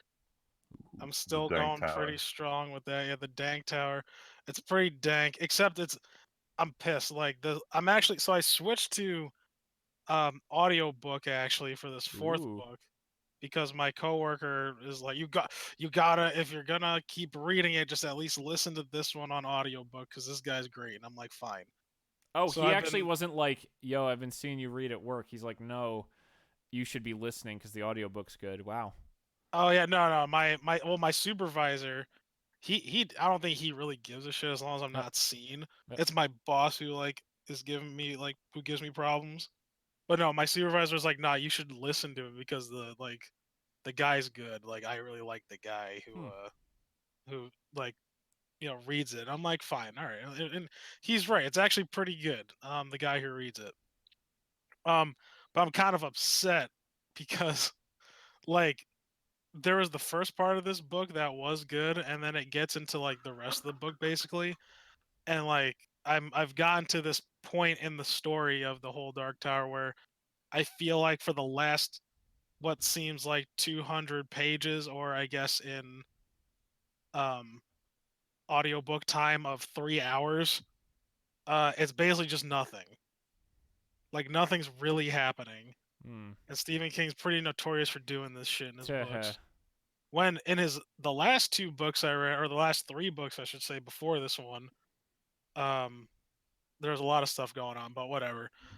Basically all I'm saying is I'm chugging along, but while I switched to audiobook for that, before I go to bed, I switched my reading back over to The Witcher. And I'm on Baptism of Fire right now. The beginning of it. So I'm doing that. I'm trying to finish. This is gonna be an obscure reference for most people, but I'm trying to finish Night in the Woods. Night in the Woods. Why does it sound familiar? It's like an indie out of 10 game that came out like some Indie years out ago. of 10. Dude, super indie out of 10. Beautiful Oh, looking this game, one. though. Yeah, that one. Because I had this on my back burner for a long time, and I was playing it while I was still in Morris Plains. But since I moved, I like stopped. So I was like, I want to finish this. It's like short. So I'm working on that. I decided to take a break from Weeaboo shit and go to Westaboo shit, and now I'm watching Mine Hunters on Netflix. Oh. How's Yeah. I like it so far. I really like the first season. Would Val not like it? I think Val would. I mean, 'Cause she's I tried into to get the us to whole- watch it, and she was like, eh.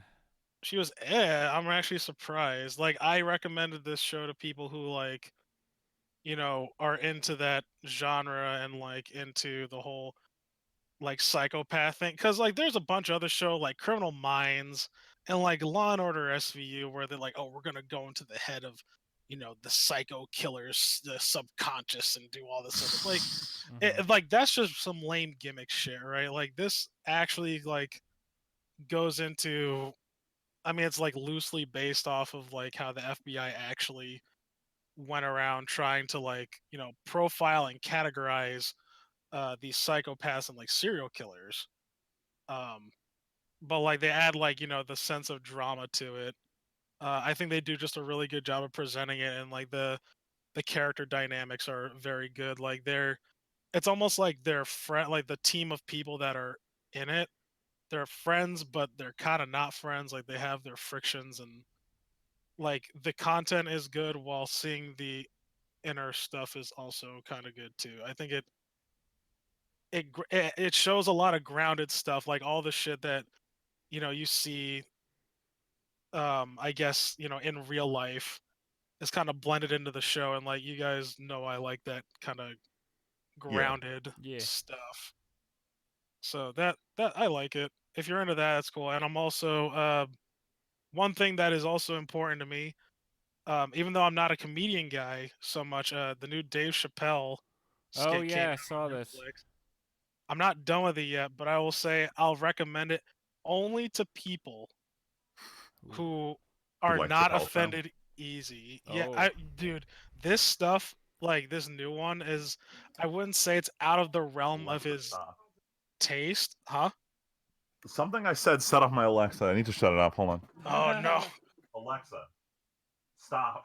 Alexa, shut the fuck up. She just sort of ignored the first one and kept talking. I don't know what she's. Incredible. Yo, Skynet's learning. But yeah, I recommend it though. I recommend it if you're into really racy jokes. And like disclaimer, because I don't believe in that stuff, but I know a lot of people need it. Disclaimers, like he talks about like basically all like the big shit, like school shootings and LGBTQ communities, and like the pedophilia shit and like the all that shit. He touches on all that, and they're very racy jokes. So don't get mad at me just because I recommended it or anything like that, because I warned you. And he even says that in the special. He's like, yo, I'm talking about all this shit. I'm going to let you know that you clicked on my face. But it's good, though. I really enjoy it. And then as for this week, I'm teaching some people from work how to shoot tomorrow. So Nice. doing more of that. Just as a side note, apparently, just because I jumped on r/anime for a second, apparently 25 more victims from KyoAni had their names just released, and apparently a lot of people in Japan are super pissed about it. Yeah, these are the names that were asked not to be released that got released anyway. Wow. That's pretty Jeez. Why is that? Like, is there a reason why? I mean, this is still the biggest national tragedy in years. People are No. I meant like, why were the names released? If the name, like, if the family members and loved ones like didn't want their names to be released, then why did they do it? No clue. Like, was there a reason behind it? Don't actually know yet. Okay. No, I understand why people would be upset. I'm just wondering why the people. I think it was a police report that wasn't supposed to name all of them, ended up naming all of them. Whoops. Yeah. Well, apparently 3 out of the 4 directors at the top of KyoAni are now confirmed to have been among the victims, which is just fucking. Jeez. I mean, the thing is, we already knew they were dead, given that they were. Look, we knew the exact body count, and we also knew the number of Twitter accounts that haven't been active since the incident. So right. it's a shame, but none of this is really new information. Oh no, the fucking animation director on. Ugh. Yeah, almost everyone we know and love is dead. It's the sad fact of the KyoAni fire. All we can do is move on. We're to be released, but Oh, they were asked to have it delayed. Oh, I heard they just asked to not have it released at all. That's what Crunchyroll is at least saying. It was because of a festival in Kyoto that they were asked to be delayed. Anyway, sorry. I didn't mean to bring this down again. Yeah, you had your 30 minutes, Tim. Wow. Now you got everyone real depressed to hear about. Yeah, now we're all depressed. And now we got to talk about let's end on a low Friedman's stuff, and we're already gonna be depressed hearing about his stuff. So I mean, no, we're not. So I had an amazing weekend. So once a year, me and my college buddies will rent a house up at Lake George, and we'll go up there and party our asses off for a weekend. And this weekend was no different.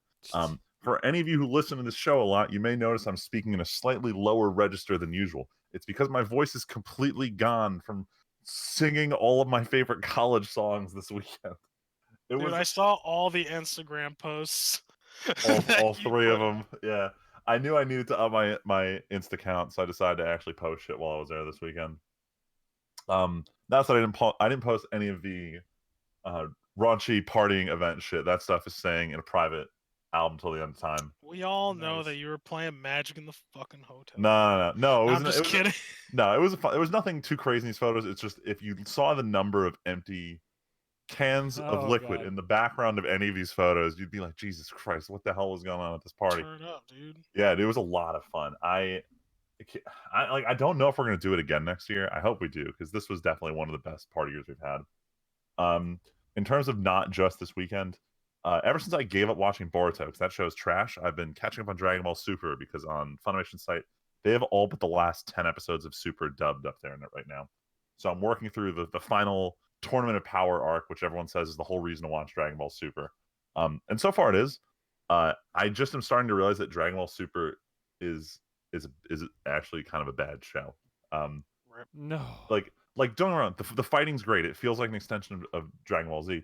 The problem is Goku got so flanderized this season. Like, he is so fucking stupid. Everything he says, everything he does. Like, we were about to have an arc where it was going to be Goku's fault that the universe dies, and everyone's just playing off like, oh, it's not really Goku's fault. It was going to die anyway. And it's just like, no. Wow. Stop this. We were about to have a very serious arc about Goku realizing, like, you can't just go around challenging everyone in the fucking universe to a fight. Like, your consequences have actions. And the show's just like, no, it doesn't. Let's just have a fucking universal tournament, because why not? You just said your consequences have actions. Yes. Oh, Jesus Christ. Yep. That was pretty good. Yeah. Consequences of, I mean, he ain't wrong. No. You get what I'm saying. And it bothers me, because at its heart, it's just trying to be a show about fighting. But I always, like, I remember when Dragon Ball Z felt like it was a little more serious than this. And I don't like that Super has become this. But watch through that. Monster Hunter World, they're ending the big mega event thing going on where all the events are active at the same time. I still can't compete in all the good ones to not Hunter rank 50. But of all the ones that are limited time stuff, like the Devil May Cry events to get all that layered armor and shit, I'm almost done grinding the last couple missions, and then I'll be caught up. I'm not too worried about grinding out. Like, they have this one siege event that apparently is the best shit in the game. But from what I've read about the Monster Hunter World Iceborne expansion, almost every weapon and armor is going to get invalidated by this expansion. So I'm not super caught up on farming for the best in slot gear. I'm just kind of getting functional builds so I can play until that expansion comes out. I'm still enjoying that. For this week, obviously we got Astral Chain, and we have, disappointingly enough, we have Life is Strange. So I'm going to be busy with those two this weekend. But that's it for me. All right, and I think with that, we're going to pop off so me and Freeman can run a quest in Monster Hunter. And I can, we can all get to bed and not be on super late. But we'll be back. That's not going to happen. Yeah, I know. Nope. We'll be back next week with more. Hopefully, we'll have some actual news by then. But mostly just us complaining about stuff. Oh, of course. But until such time, my name's Timpedia.